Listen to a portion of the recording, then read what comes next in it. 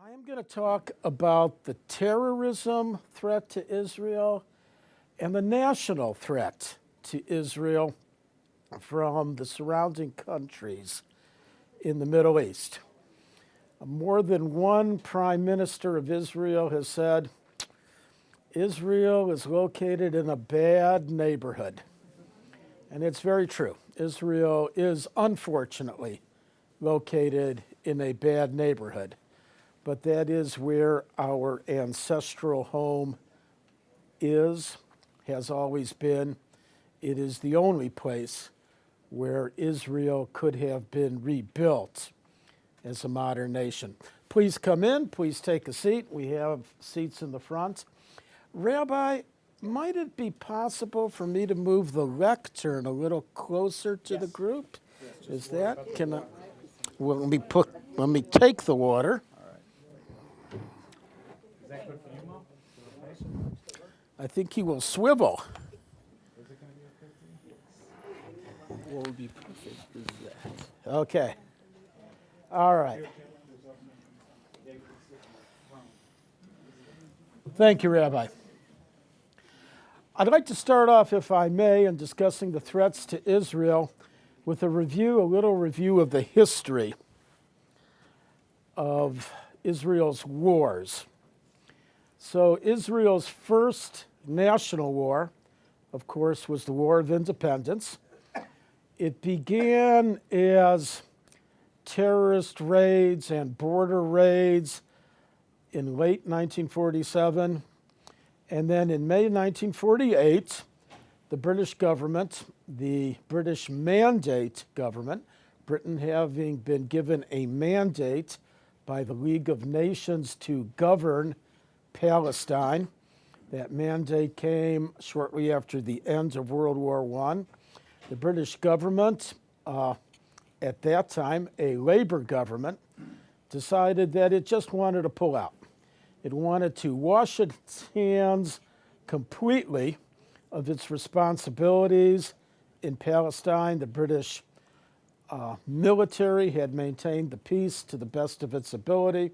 Britain at that time, of course, was a world power and had a world-class military, well-armed, well-manned. Immediately upon the withdrawal of British forces, and they left virtually overnight, the Yeshuv, the settlement, the Jewish agency, declared its independence. And of course, there was a vote in the United Nations. It was planned that Britain would leave immediately upon a vote granting independence to the State of Israel. Israel's neighbors attacked. Now, Israel's neighbors, Egypt, Saudi Arabia, Jordan, Syria, and Lebanon, those 5 countries, were already established countries by that time. Egypt had been a full-fledged independent country since the 1930s and had a substantial military. Jordan had a British-trained military called the Arab Legion, trained by a British colonel who, after the end of the War of Independence, wrote a full set of memoirs describing the War of Independence. His name was Glubb. Glubb was his last name. The Arabs referred to him as Glubb Pasha. And Jordan had a king, Abdullah I. Syria, which had been a French mandate, had gained its independence when France collapsed at the beginning of World War II. Lebanon had for a long time been an independent country. Saudi Arabia was an independent country, and they all had armies. Now, the Saudis have never really contributed a substantial number of fighting men to any conflict even the Gulf War of 1991, and they did not contribute a substantial number of fighting men in the War of Independence, but they did contribute money, and money can be important. Even back in 1948, Saudi Arabia was a major oil-producing country of the world with a very rich treasury. The largest army, although not the best army, belonged to Egypt. And I'd like to discuss the national threat to Israel by starting with Egypt.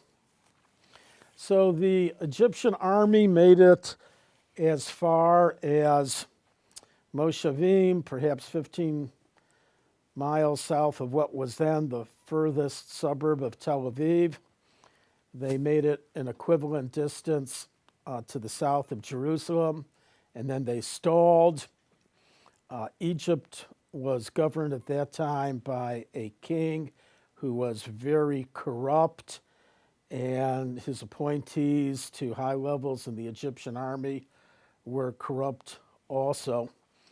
And it helps when you're fighting an enemy that the leadership of the enemy is corrupt.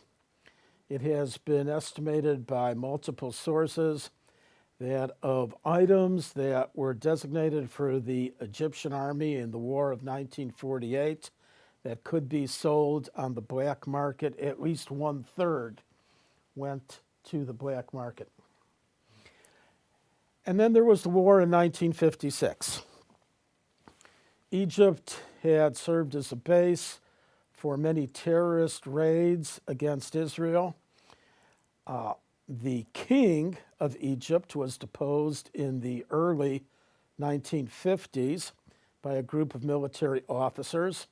After a short period of time, a colonel in the Egyptian army came to the head of the government of Egypt. His name was Gamal Abdel Nasser.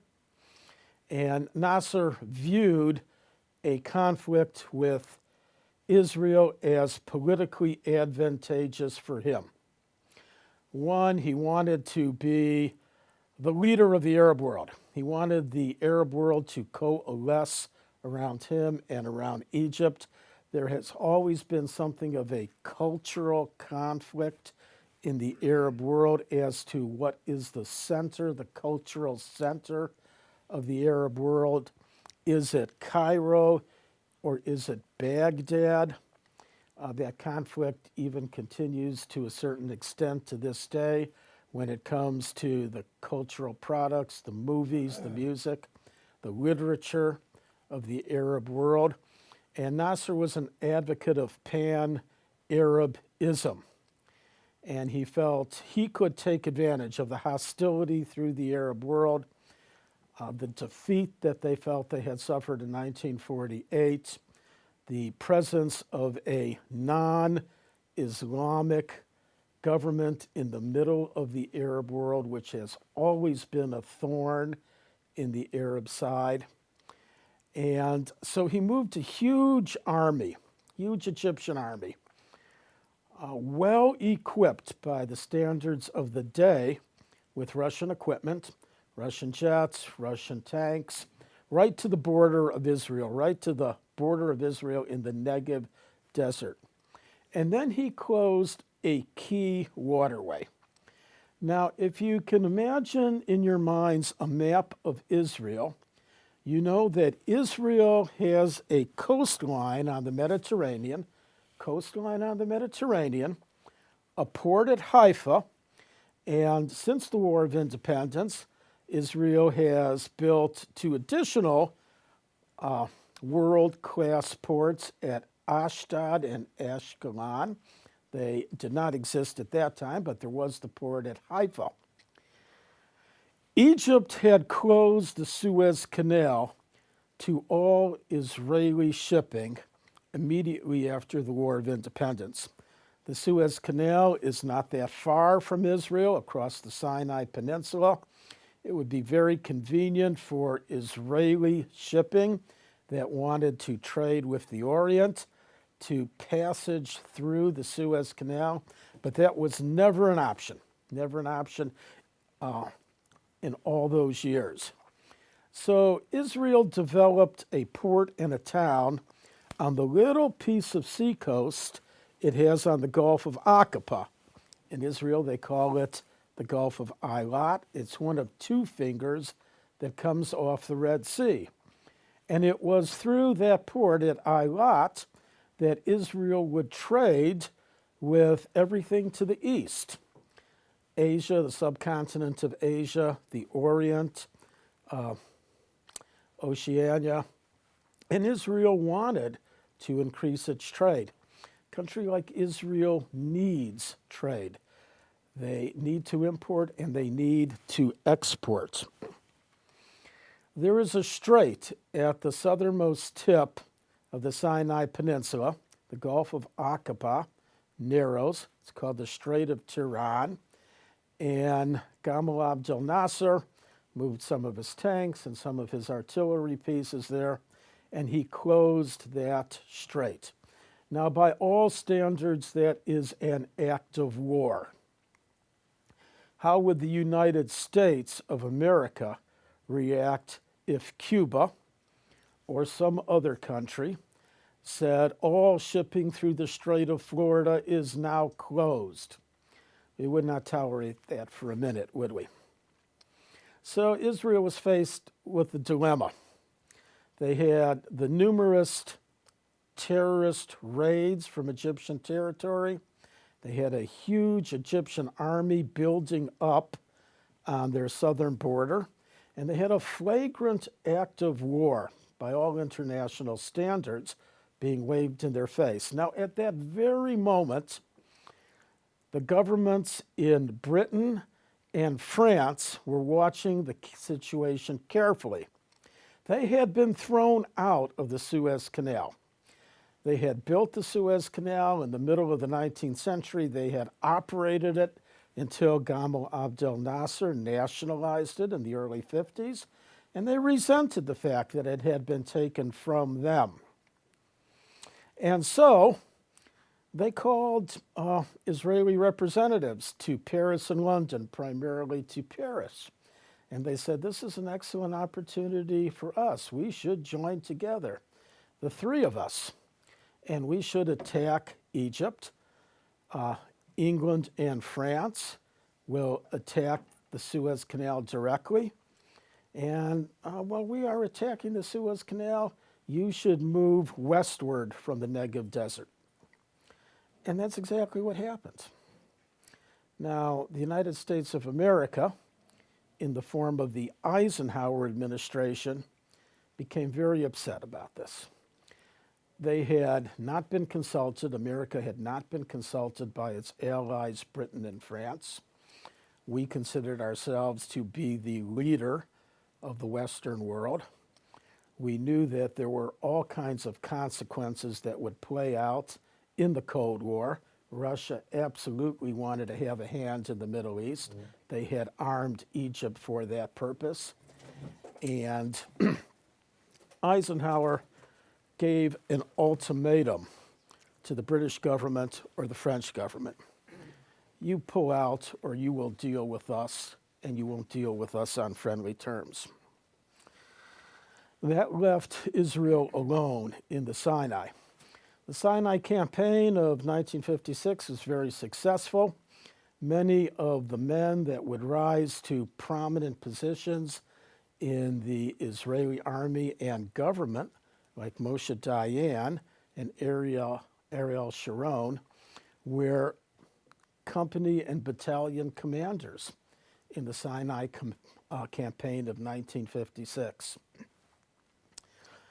Israel came under American pressure to withdraw, but Israel was not quite so quick to withdraw, unlike Great Britain and France. Israel said, let's talk, let's bargain, what's in it for Israel?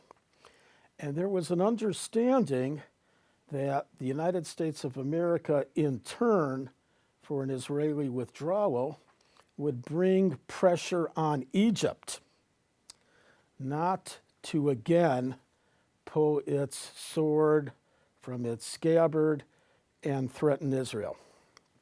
Now, that American pressure worked. for about 11 years. And then Pan-Arabism and nationalism and hostility to Israel and political circumstances and the American involvement in Vietnam, which is a war that was not going well at all for the United States, and Soviet instigation and an Egyptian army that was even better armed than it had been in 1956, brought again the situation to a threat to Israel that in no way Israel could ignore. Once again, the Egyptians moved a huge army right to the border of Israel. Once again, they closed the Strait of Tiran. And this time, Gamal Abdel Nasser was able to successfully negotiate an agreement with Syria by which Syria's army would be placed under Egyptian command. There was an understanding there would be a joint attack upon Israel. And the new king of Jordan, young man at that time, Hussein, joined in the group. He said, okay, I'm an Arab also. I'm proud of our Arab history, our Arab culture. I don't like the fact that there is a non-Arab Zionist entity right in the middle of our land. And besides, you have two huge armies, and Jordan lost a good deal in the 1948 war territory-wise, and we'd like to get it all back. This time, Israel said, with the threat that we face from Egypt, Syria's army now under Egyptian control, and Jordan marching in step behind Egypt and Syria, our only option is a preemptive attack. And so in early June 1967, as I think many of you may remember, we woke up on a Monday morning to news reports that the Israeli Air Force had attacked the Egyptian Air Force and had delivered a stunning and devastating defeat to the Egyptian Air Force. The Sinai Desert is a desert. It's not like the jungles of Vietnam. There's no cover. In a military confrontation, the side that has control of the air, if they have a good Air Force, is almost certain to win the battle on the ground. Once the Egyptian Air Force had been eliminated as a threat, the Israeli Air Force began to chew up the Egyptian ground forces. The Egyptian army realized that their only option was a retreat. They commenced their retreat backwards through the Sinai Desert. There are two passes in the Sinai Desert. The principal pass is called the Mitla Pass. It is the pass that has the best road, but it funnels all traffic through that pass. You have to stay on the road if you're driving a truck in the Sinai Desert. And the Israeli Air Force caught the retreating Egyptian armored columns in the Mitla Pass, and there was no alternative left for what was left of the Egyptian army but to run pell-mell back to the Suez Canal and cross the Suez Canal. The Israeli army stopped at the Suez Canal. It did not cross the Suez Canal. It looked upon the Suez Canal as a good security border, and the Suez Canal remained closed for a number of years. Israel on one side, Egypt on the other. Russia, not willing to lose its influence in the Middle East. Remember, this was right at the height of the Cold War, 1967, 1968, 1969. Immediately rearmed the Egyptian army, sent in advisors to train them, and told them, look, you have a population that is many, many, many times that of Israel. Israel has a small population. They cannot afford to lose men like you can afford to lose men. Take advantage of that imbalance and wage a war of attrition. And so from 1967 until about 1970, 1971, there was what was known as the War of Attrition, primarily in the Sinai, with the Israeli army and the Egyptian army shooting at each other, launching cross Suez Canal raids. And it was expensive for Israel. Israel lost hundreds of men in this war of attrition. Gamal Abdel Nasser dies. He is replaced by another colonel from the Egyptian army who was a lieutenant to Nasser by the name of Anwar Sadat. Now, Anwar Sadat was a little shrewder than Nasser.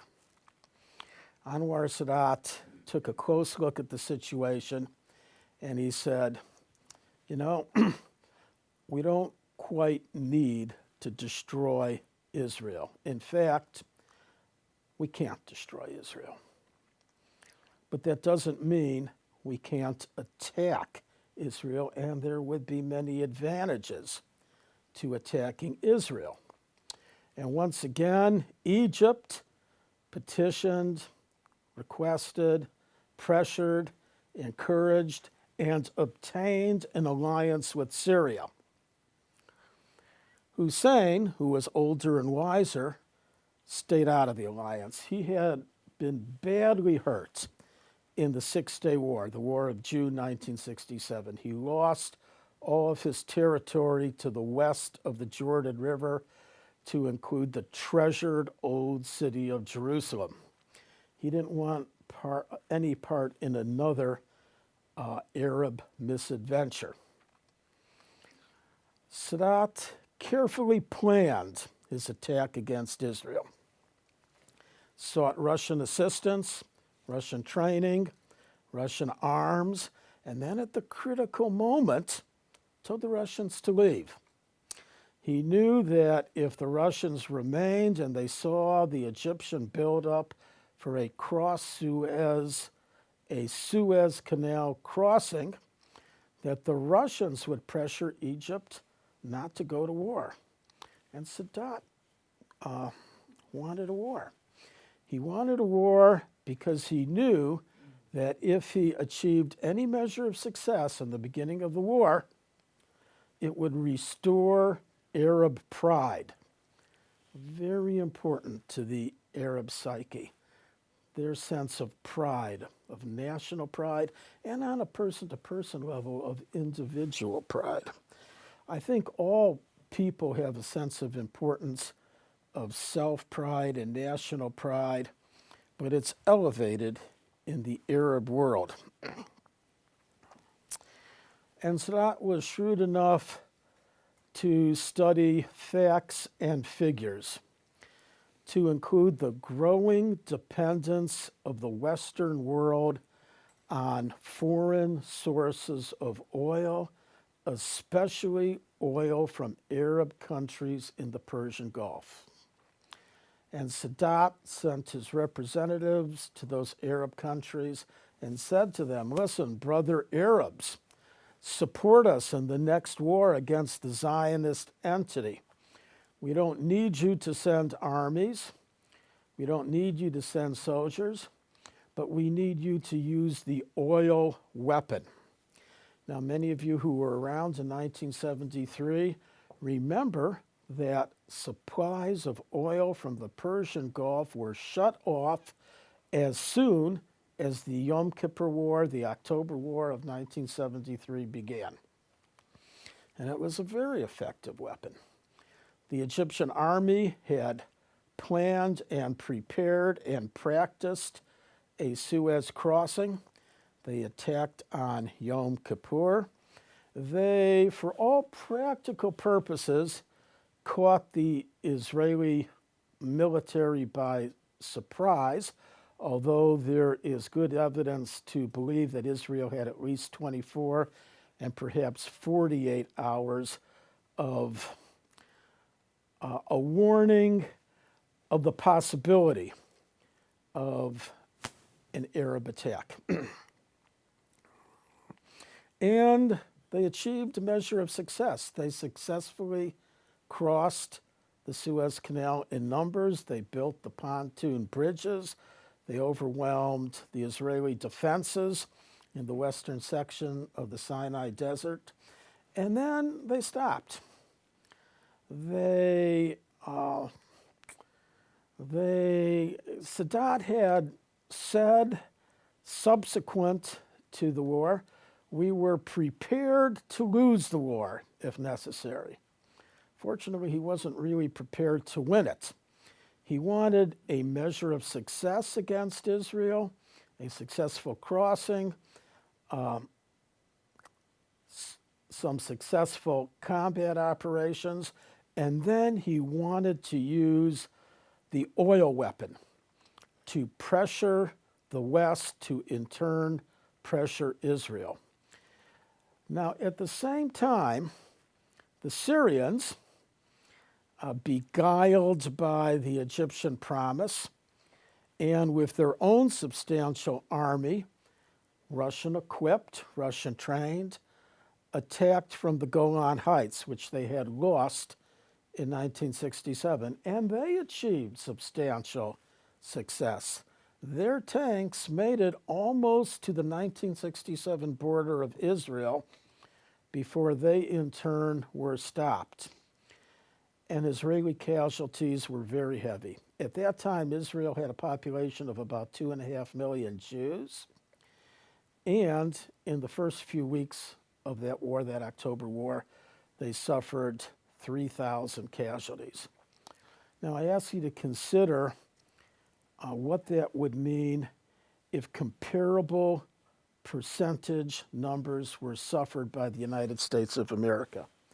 At that time, the United States of America had a population of about 240, 250 million, a ratio of 1 to 100. So you add 2 zeros, and now the number, if it were in American terms, is 300,000 dead. That's how many soldiers we lost in all of World War II. And Israel suffered this loss in less than 3 weeks. And Israel was starting to run out of ammunition. Richard Nixon, who many American Jews had always felt was never a friend of the Jewish people, came to the aid of Israel with a historic airlift of military supplies, which was very much needed and which helped the Israeli military stabilize the situation. And the lines for gasoline got longer and longer and longer in the United States. And Henry Kissinger, who at that time was the Secretary of State, the only Jew in top levels of the Nixon administration, was sent to the capitals of Europe and to the Arab world. And a truce, not a peace treaty, but a truce was negotiated. The situation remained like that for about another 4 to 5 years. In 1977, Menachem Begin, who had been the head of the Irgun, a terrorist organization by the definitions of a terrorist organization prior to 1948, although they never took pride in attacking civilian targets. They did attack military targets, to include the west wing of the King David Hotel, which was used by the British military mandate authorities. They blew that up. Came to power in Israel. He and his party, after 30 years in the opposition, now had enough votes to create a coalition government. That is characteristic of Israeli politics. It is rare that one party has a majority in the Knesset. It is usually the party with the plurality, with the most seats, but short of a majority, that forms a coalition, makes a deal with another party or two or three to have a majority of seats in the Knesset. That is the nature of a parliamentary democracy. A parliamentary democracy like Israel is a little different than democracy in the United States. The President of the United States goes before Congress once a year in the State of the Union address to deliver a speech setting forth his appraisal of the situation in the nation, the health of the nation, the problems facing the nation, and his goals and objectives. He does not need to answer questions from Congress. He delivers a speech, and Congress chooses to applaud or not to applaud. I'm sure you've all seen parts, at least, of a State of the Union speech. In the parliamentary system, the executive head of government, who is a member of the legislative branch of government, must answer questions from other members of the legislative branch of government. It can become a little raucous, and pressure was continually brought upon Menachem Begin by members of the more liberal parties in Israeli politics to say he is in favor of peace. And Menachem Begin said, I am very much in favor of peace. I want peace as much as anybody wants peace. I want peace so much I extend an invitation to Anwar Sadat to come to Jerusalem and talk to me about peace. Now, Anwar Sadat saw this as a golden opportunity. He said, you know, I've restored Arab pride with our pretend victory. I've created a national holiday to celebrate the heroes of the crossing. And now, building upon that success in the eyes of my own people, let's see what I can get back from Israel through peace negotiations that we will never get through war. And Anwar Sadat says, I'm going to Jerusalem. And he goes to Jerusalem, and he speaks before the Knesset. Now, his speech was not a pro-peace speech. In fact, he harangued the Knesset about all the injustices against the Arab people and the Palestinian people.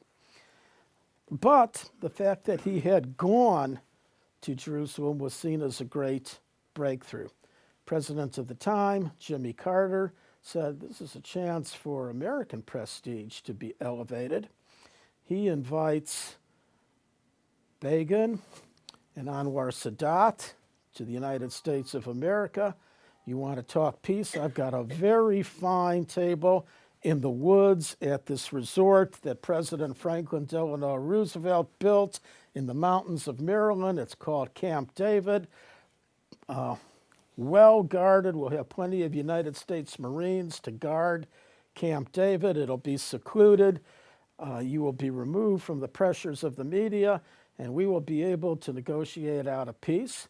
And you know, that is exactly what happened. The Camp David Accord, by which Israel agreed to a gradual withdrawal from all territory that had been conquered from Egypt.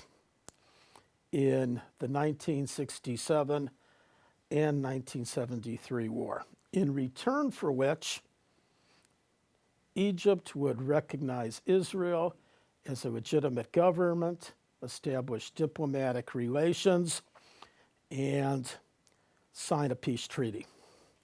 Now, at first glance, that seems like a very lopsided agreement. One side gives up a lot of territory just to get a signature on a piece of paper and an exchange of ambassadors. But it wasn't a lopsided agreement. Many analysts actually think it was the most advantageous agreement that Israel has ever entered into, the peace treaty with Egypt. Yes, they had to give back all of the Sinai. They did get a promise that the Sinai would not be remilitarized, and that promise has been kept by and large to this day. They did exchange ambassadors, and that remains the situation until today. And there has not been a war between Egypt, the pivot point of the Arab world, and Israel since 1973. Prior to the Camp David Accords, Israel was forced to allocate close to 50% of its national budget to national security.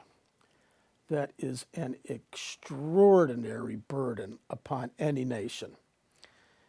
In the United States of 2013, we allocate about 3%, and we have a huge military. Because of the peace treaty with Egypt and the appreciation of the fact that there would be no all-out war against Israel without an Egyptian participation, Israel has been able to reduce its national security budget to about 20%, leaving, 30%, the 30% that is now available to build infrastructure, education, scientific research, trade, all the good things that make life enjoyable. The Israeli economy, with the lifting of this enormous security burden, although it is still very substantial, has blossomed. Israel now stands by the Central Intelligence Agency, actually issues an economic report for the entire world on an annual basis, ranking countries by per capita income. How much wealth is produced by a nation on a person-to-person basis, per capita income for the entire country. Israel now, by the CIA's analysis, by the official American economic analysis, ranks 18. They have bypassed all of Eastern Europe. They just recently bypassed Italy. They bypassed all of Southern Europe.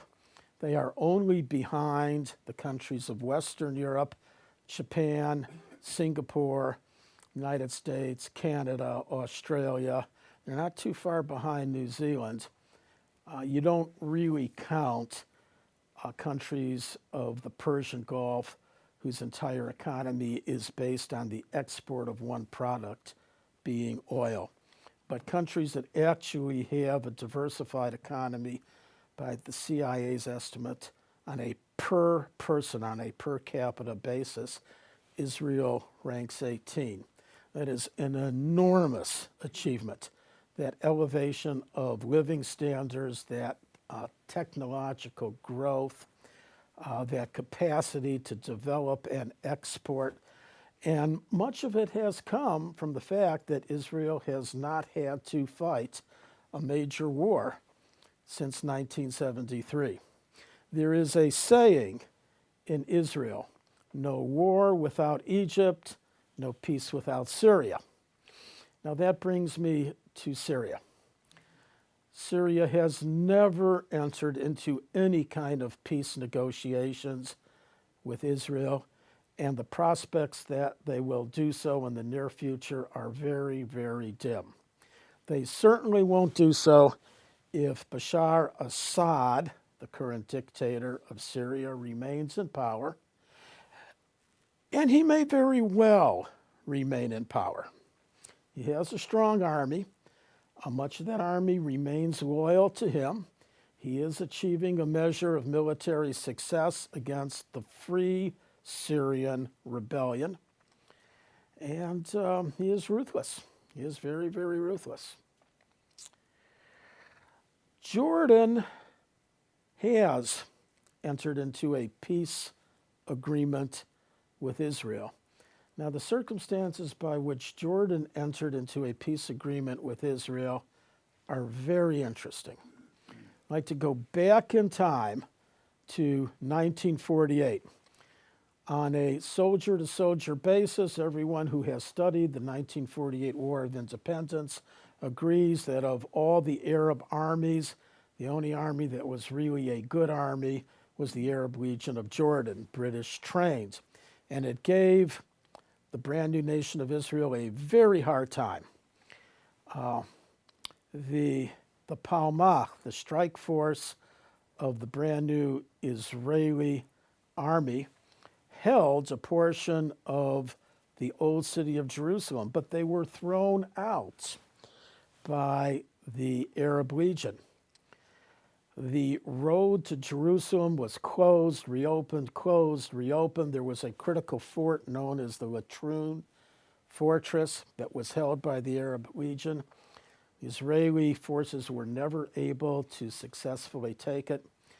The battle between Israel and the Arab Legion was, unlike the fighting against the other Arab countries, was much closer to a stalemate, much closer to a give and take by equal adversaries.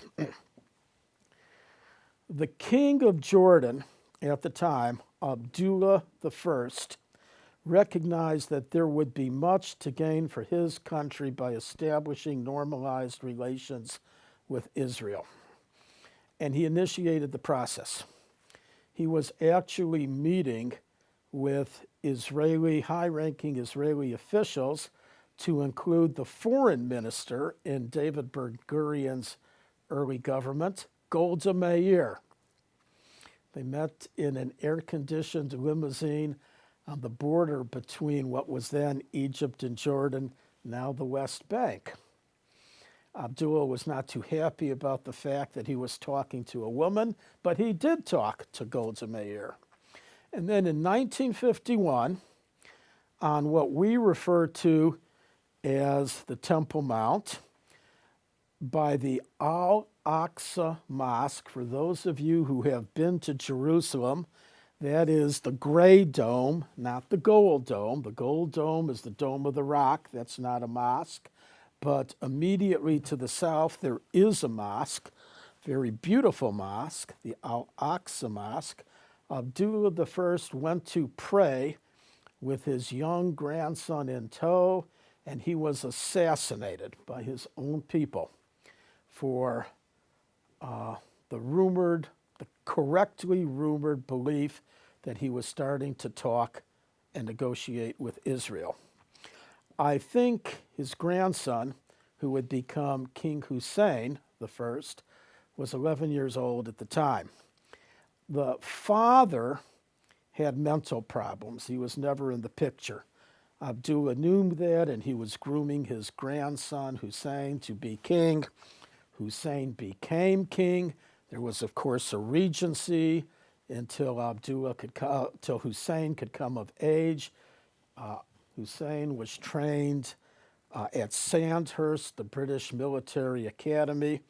His ties and his leanings was always towards the West. He received American and British arms and used those arms against Israel in the 1967 war. And he married a very attractive American woman. which means his son, Abdullah II, who is now the king of Jordan, is half American by bloodline. Hussein contracted cancer. On his deathbed, wasting away, knowing that he only had a few more months to live, he initiated a peace process with Israel, and in 1998 signed a peace agreement with Israel, and that has held to this very day. And there has been cooperation between Israel and Jordan, peaceful relations and cooperation. Now, that doesn't mean that the Israeli army doesn't patrol the Jordan Valley, doesn't have outlooks looking across the Jordan Valley into Jordan, doesn't have radar outposts, doesn't study the military capability of Jordan. They most certainly do. I happen to have been in Israel for 3 weeks, December of 2011, January of 2012, 3 weeks. I was on a bar mitzvah tour from one end, not my bar mitzvah, my grandnephew's bar mitzvah, from one end of Israel to the other. When you get up to the Jordan River Valley, just south of the Sea of Galilee, those of you who have been to Israel recently probably had the opportunity to notice this if you were taken to that portion of Israel. Not every tour goes to that portion of Israel. When you are just south of the Sea of Galilee, the Jordan River Valley, it is lush on both sides. It is very green and very farmed on both sides. Now, historically, it was only farmed on the Israeli side. It was dry, grazing land. On the Jordanian side, it is now lush, green, agricultural land on the Jordanian side, because Israeli agricultural experts are going over there and teaching the Jordanian farmers how to use drip agriculture. That's very important in the Middle East, particularly in Israel. They do not have abundant supplies of water. They have really only one national reservoir, the Sea of Galilee. They measure water very carefully in Israel and clearly need to do so in Jordan as well. But with drip agriculture, you can create a lush farm using a minimum amount of water. You lay the little plastic pipes. You plant your crops along the little plastic pipes. Periodically, there is a hole in the pipe. You feed nutrients into the water, force it through the pipes, and the plant gets exactly as much water as it needs, laced with nutrients that help it grow, not a drop more, and you can make a maximum use of your land and your limited water resources in that fashion. And with this cooperation, what had been a constant battle between Israel and Jordan over the watershed for the Upper Galilee has come to an end. And I am told, talk about Hamas and Hezbollah, and I will. I promise you, I will. But I wanted to lay the foundation for the national threats against Israel, because the national threats against Israel are truly the most serious threats against Israel. And the reason why I wanted to lay that foundation is because the situation has the potential to change dramatically in Egypt. Now, I don't know if many of you were glued to your television set as I was 2 springs ago in the so-called Arab Spring, when they had this revolution of sorts in the streets of Cairo and other Egyptian cities. And the government of Hosni Mubarak, who replaced Anwar Sadat after Anwar Sadat was assassinated in 1981, and which kept the peace with Israel from 1981 until the government fell 2 springs ago. I should talk about the assassination of Anwar Sadat. I said he was assassinated in 1981. Who assassinated him? His own people, militants, Islamic militants in Egypt. Where did they assassinate him? They assassinated him when he was standing on the reviewing stand for the celebration, the annual celebration for the heroes of the crossing from the 1973, the Yom Kippur War. And he was gunned down with many of his top advisors and lieutenants. But Hosni Mubarak did not abandon the peace with Israel. He kept the peace with Israel. And the United States of America has given a substantial amount of aid, close to $3 billion a year. That's a lot of aid for a country, an impoverished country like Egypt. It's a precious resource. We are continuing that aid now, even though the new government of Egypt is aligned with the Muslim Brotherhood, which has always been very vocally anti-Israel, in the hopes that the peace will remain. Okay. I wanted to lay the groundwork of the nation threats to Israel, because the situation in Egypt can turn with the Muslim Brotherhood now in power.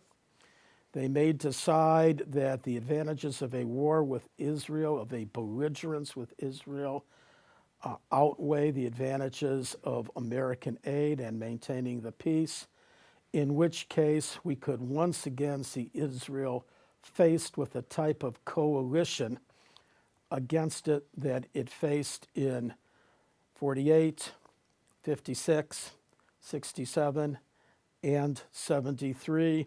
And there is one more nation, one more Islamic nation that has entered the equation, and that is Iran.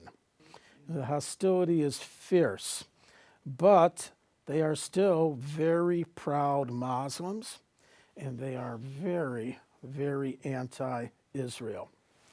Will Iran be allowed to develop nuclear weapons? I don't know. I hope not.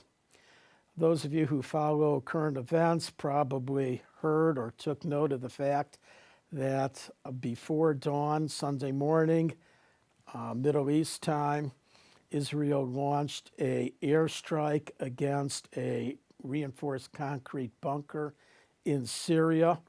What was in that bunker in Syria? Rockets and missiles that had been supplied to the Bashar al-Assad regime by Iran. Iran is not above supplying its most sophisticated weaponry to Arab countries that are belligerent to Israel. Hamas and Hezbollah.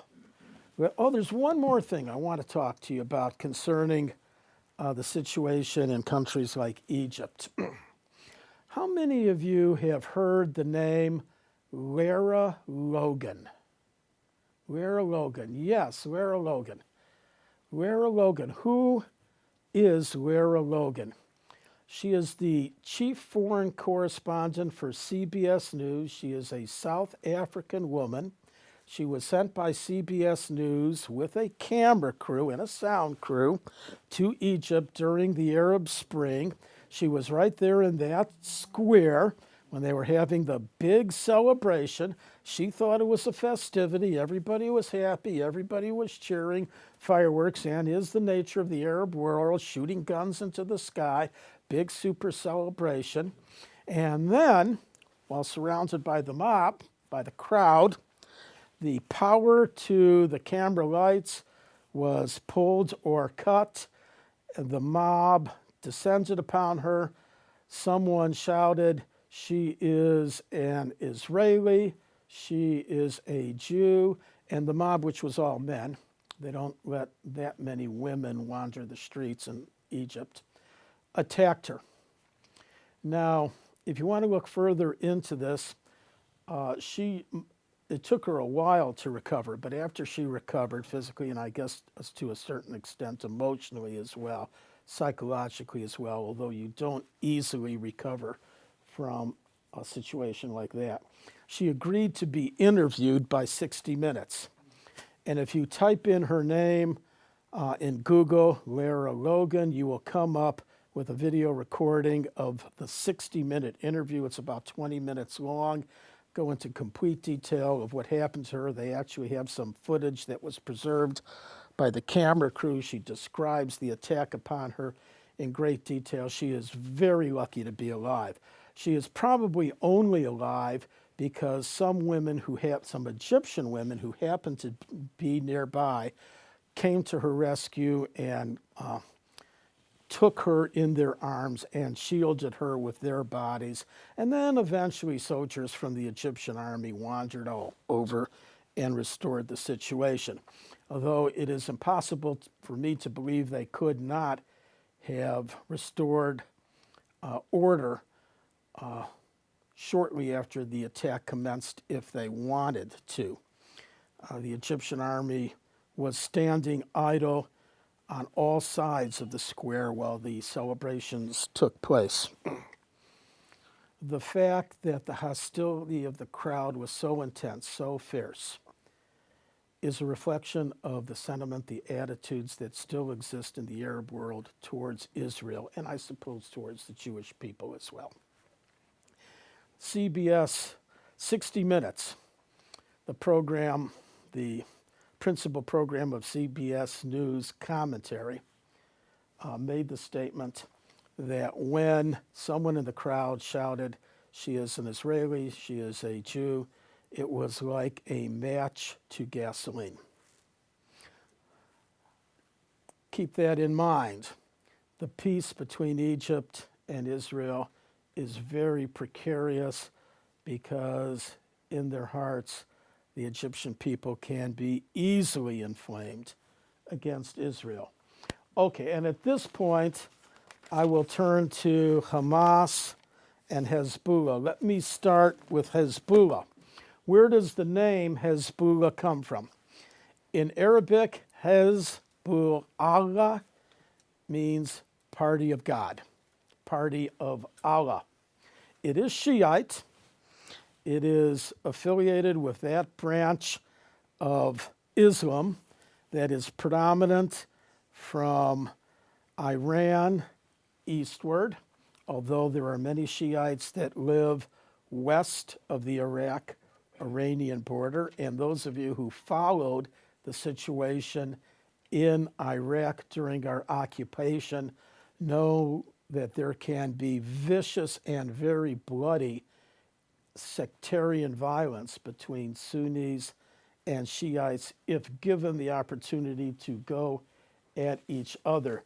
The leader is a man called Hassan Nasrallah.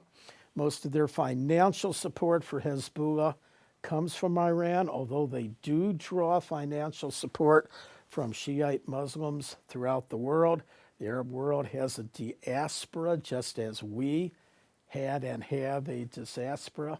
There are many Palestinians, Arabs, Shiite Muslims living outside of the Arab world and making good incomes and contributing to Arab causes, to include terrorist organizations. That's one of the things the FBI tries to investigate and shut down if they can. They are so powerful in Lebanon. Lebanon is their principal location, that the government of Lebanon doesn't want to tangle with them.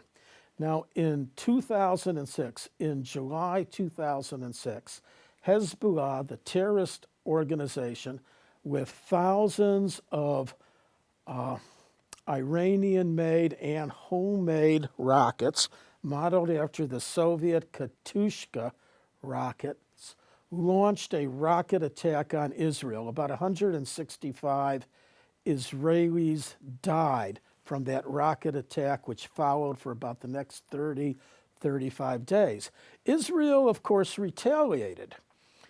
If you can remember back to the summer of 2006, from about mid-July to mid-August. I think the dates were July 14th to August 16th, when there was finally a truce, a cessation of hostilities that was brokered. The Israeli Air Force flew mission after mission after mission against rocket launching sites in Lebanon, Hezbollah rocket launching sites. And Israel came in for an enormous amount of criticism. Why? Because Hezbollah was using human shields. Lebanon is divided up. There is a Shiite Muslim population, a Sunni Muslim population, and there is a Christian population. Hezbollah, a very well-armed and vicious, ruthless terrorist organization, was rounding up Christian and Sunni civilians and forcing them to remain, sometimes tied to the ground by their rocket launching sites, just so they would become casualties from the Israeli response, so they could then film the bodies and show the world, look at how Israel is killing civilians.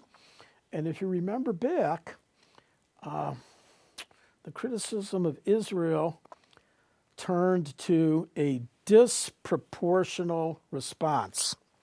Yes, there were rockets being launched into Israel. Yes, there were cross-border raids. Yes, 2 soldiers had been captured and executed. The world recognized that, didn't doubt that that had happened, but they were looking at the casualties on the ground in Lebanon, many caused by these human shield tactics, and said disproportionate response from Israel. So Israel changed its tactics to a certain extent. They started bombing the infrastructure of Lebanon. Now, what was the purpose of that? The purpose of that was to force the Lebanese government, such as it was, to take steps in its own country to control Hezbollah, something the Lebanese government had not wanted to do prior to that time. Now Israel is saying, it's going to be bad for you now, too. You thought you could just ignore Hezbollah? We're going to show you there's a huge price that you're going to have to pay as a government, as a nation, if you don't take steps to control this terrorist entity operating from your soil.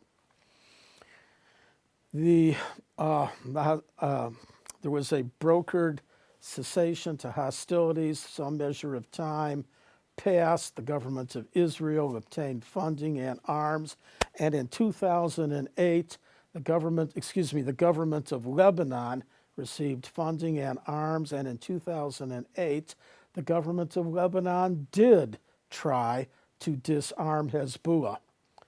They couldn't. Hezbollah was just too strong, too well armed, too committed. Hezbollah, the terrorist organization, is more than a match for the army of Lebanon, the legitimate army of Lebanon. And that is the situation in Lebanon. Hezbollah has taken advantage of its power, its control over the southern portion of Lebanon, where there is a majority Shiite population. They offer social services, which are very popular among the people. They build hospitals. They have their own wounded, but they will allow civilians to receive care at their hospitals. They build schools. Government of Lebanon is completely dysfunctional in these Shiite areas, but the schools are serve to indoctrinate the children in a hatred for Israel, and the parents must take an oath of allegiance to Hezbollah before their children are allowed to attend a Hezbollah supported school, which may be the only educational options for children in that area. And they do something else, which is very characteristic of their passion for causing harm to Israel however they can cause harm. They give financial rewards to the families of suicide bombers. If a suicide bomber successfully is able to enter into Israeli territory, and keep in mind, Israel has, in pre-1967 border, the Green Line, within the Green Line of Israel, the border that existed in 1967, there are 1.5 million Arab citizens of Israel. Not hard for an Islamic Arab terrorist to blend in among 1.5 million Arab citizens of Israel. And if they successfully launch a terrorist attack, a suicide attack within Israel, their family will receive what is, by Lebanese standards, substantial amount of money. Couldn't be as much as $5,000. Now, you probably know that there is a mystique, a culturally favorable view towards this type of martyrdom within the Arab world. Fortunately, we don't have that in our culture, not in Jewish culture, not in Western culture. Praise the soldier who lays down his life on the field of battle in defense of his country, but we never ask our soldiers to willingly volunteer for suicide missions. It's different. You've probably heard that there is a promise that is made to the Arab young of pleasures that will await them in heaven. I've heard 72, 71, and 70 virgins. Now, when I do the research about this 72, 71, or 70 versions on the internet, and you actually read what responsible scholars of Arab culture say, well, you know, it's not really official Islam, but then it's widely believed in many parts of the Arab world. And you put this together and there never will be a shortage of suicide bombers. Not when it's martyrdom, not when it's the promise of pleasure incomparable to the real world that will await them in the world to come, and money for their families that their families would never otherwise have. That is Hezbollah. They operate a satellite TV and radio station. It is always filled with propaganda, filled with hatred for Israel. They have created video games for the children in their schools to play that, well, our own young people play video games that are warlike in nature. Their video games make it clear you are killing Israelis. What are their most famous terrorist attacks? Hezbollah, the 1983 bombing of the U.S. Embassy in Beirut, 63 dead, not all Americans, some were local employees of the American government. The 1983 bombing of the Marine barracks in Beirut, 241 dead. The 1992 bombing of Israel's embassy in Buenos Aires, 29 dead. Now, 1994, they attacked the principal Jewish cultural center in Buenos Aires. Buenos Aires is a country that, one of the countries in the world that has a substantial Jewish population. Of course, the Jewish population of the United States is the most substantial. France has about 400,000, Great Britain about 300,000. Argentina, at least in 1994, had about 200,000 Jews. It's a significantly large Jewish community in the world, and their cultural center was targeted. Very bloody and vicious attack. 165 Israelis died in their rocket attacks in 2006. They have sent fighters to serve with Bashar Assad's army in Syria, fight against the Free Syrian Army. Is this the 10-minute warning? No, it's about the 2-minute. Oh, okay. All right. Now, what is the extent of their threat now?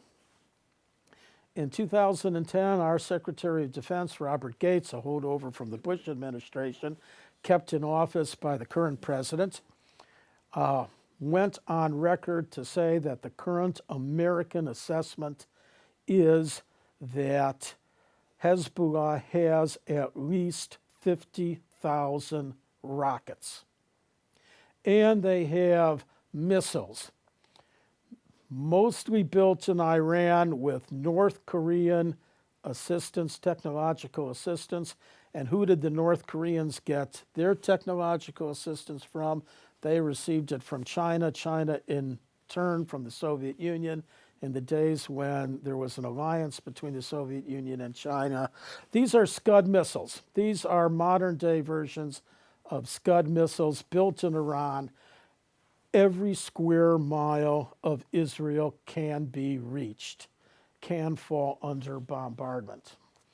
And that is the threat from Hezbollah. Hamas, what does Hamas mean in Arabic? Hamas is actually a word in Arabic. It means enthusiasm or perhaps zeal or perhaps devotion, but it is also an acronym in Arabic, Islamic Resistance Movement. It was founded in 1987, and what is it an offshoot of? Where did they get their original founding fathers from? The Muslim Brotherhood, which was strong in Gaza. This is a terrorist organization that has its roots in the Muslim Brotherhood, the movement that has now come to political power in Egypt. What is their goal?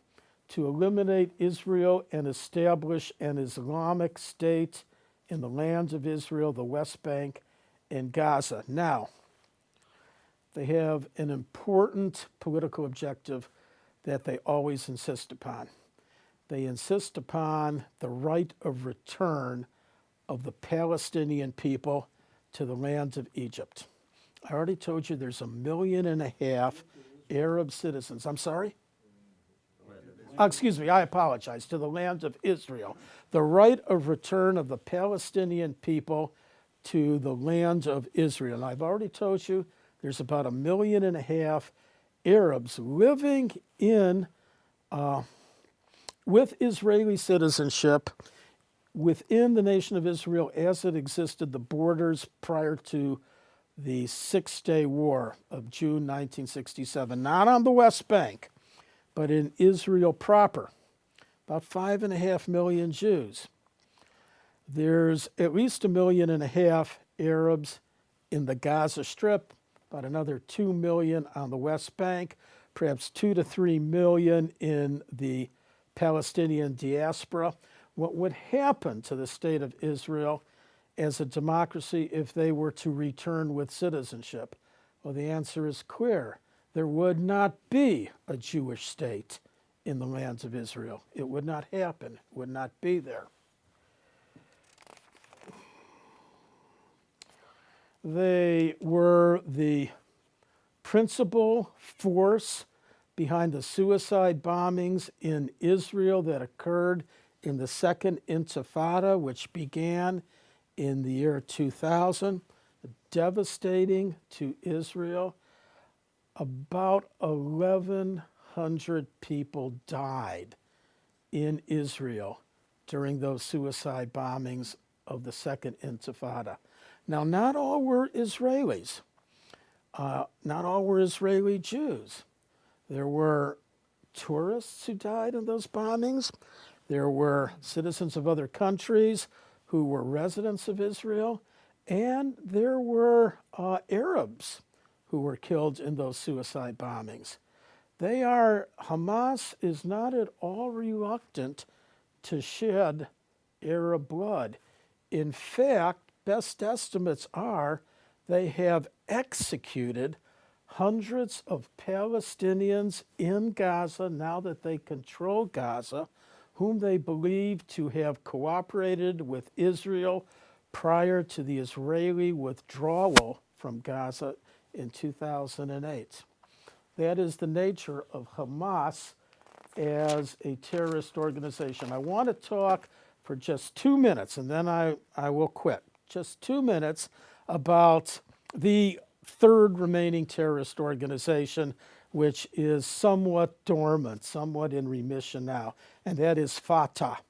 Fatah is the armed militant branch of the PLO, Yasser Arafat's organization, which now is the political power on the West Bank. Now they are looking to achieve their ends, which is an Islamic caliphate throughout the Middle East, the dissolution of Israel, but they're looking to achieve it through political means over the long term. They say, of course we'll negotiate. We are glad to negotiate. We are willing to negotiate with Israel, and we will recognize Israel, but there are conditions. Here are the conditions. Number one, there must be the right of return for all Palestinian people. Number two, Israel must withdraw to its 1967 borders, which are not the borders of peace nor the borders of security. And number three, we must have East Jerusalem. Now, when they talk about East Jerusalem, they are talking about the old city, what is to the north of the old city, and what is to the south of the old city. Everything that was Arab prior to 1967. And this is something that Israel will never give up. Are you then saying that if they would be just isolated terrorist organizations, they don't necessarily pose an existential threat, where they pose their existential threat is as clients of nations? Well, existential threat requires definition. They are absolutely a threat. We saw that in 2006 when Hezbollah launched about 5,000 rockets into Israel, which killed 165 Israelis.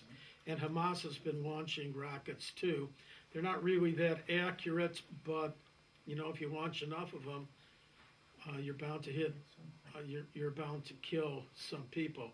So in that sense, they are a threat. Israel built a concrete barrier along the Green Line, which has substantially reduced the suicide terrorist threat, but it's almost impossible to eliminate that completely. Okay, I think I'm at the end. Once again, I thank every single one of you for being here.